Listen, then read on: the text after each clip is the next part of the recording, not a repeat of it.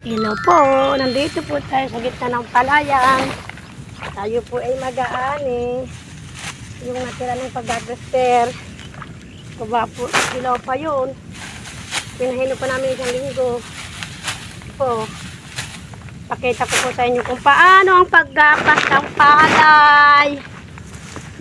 Ito po, ganito po yung pag-aani ng palay. Ito po yung nung unang panahon, wala pang harvester, manong-mano po yung tinatawag. Ganito po yan, oh. Ayan, ganyan. Nahawakan mo at gagapasin mo. Tapos, papatong mo dyan sa, ginapas na. Sa tindi po ng init, binabaliwala lang po para po matapos na ang anin. Ang dami po yan, oh. Ang kapal po yan, makapal pang palay. Halos po, kasintaas ko yan. Ito po yung natira ng harvester kasi po ilaw-ilaw pa. Pinalipas po namin ng mga isang linggo. Sobra po ang tindi ng init. Tinitiis ko lang po. Gawa po nung wala pa yung asawa ko. Ako pala. Hello po, ngayong hapon po na panahon ng harvester. Hindi ko po natapos maggapas, harvester po nila. Gabi na po nakapunta sa amin, 4:30 na. Kulimlim na po ang langit, para uulan na po. Yun po yung natira namin. Madali pa kasi yung natira, hilaw. Pinaharvester ko na lang. Gawa nung ako lang mag-isa nag-aani. Mabuti po yung harvester, madali lang. Minute lang po, tapos kaagad yan. Wala pang kalahating oras.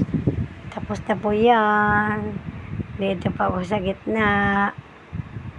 Pinapanood ko po ang pag-harvester. Mabilis po. Oh, ayun pong asawa ko. Kasama ko dito sa gitna ng palayan. Pinapanood po namin dalawa. Ganda po panoorin ng harvester. Pambilis maggapas.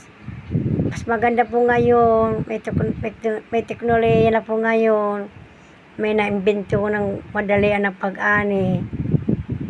Hindi ka na po aabutin ng ilang araw. Oras na lang po. Mabilis gapasin ang lahat ng palay. Hindi na po tatagal. Dito po ako sa gitna, oh. Sinusundan ko po yung harvester. Napanood ko po yung harvester pag-ani. Madilim na ang langit, oh. Parang uulan na. Pero hindi na po natuloy yung ulan. Kita niyo po yung mga yan. Harvest po yan ng mga nakarang araw. Mag-uumpisa na naman po kami magbubungkal ng palay. Ay, ng palay ng inanihan. Panibago na lang magtanim. Mag-aani naman po tayo mga October. 2 linggo ng October. Mag-umpisa naman po tayo ngayon.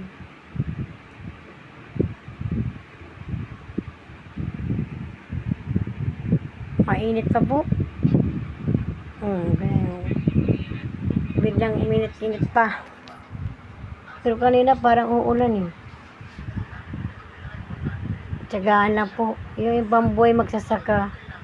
Mainit, maulan, nasa gitna ng palayan. Ganun po ang buhay ng magsasaka. Mahirap. Tiis-tiis lang para makaroon ng palay. Kung di pa tayo magtitiis, wala tayong palay, wala tayong ibibilad, wala tayong gagawing bigas. Ang pagod po, nakakalipas din yan. Kaya sa naman, palagi tayo bumili ng bigas. Nakakatipid po tayo at walang halong chemical po yan. Ganda po ang ani ng palay. Pagkatapos po ibibilad natin, papatistis, gagawin bigas. Mali na po yung matapos. Bukas mayroon pa po kami. At sa kabila pa. Last na po yung ani. Magpapabunggal naman tayo ng palayan. Panibagong gastos na naman yan. Yun na po. Bye-bye. Ingat. God bless everyone. Thank you for watching. Like, subscribe.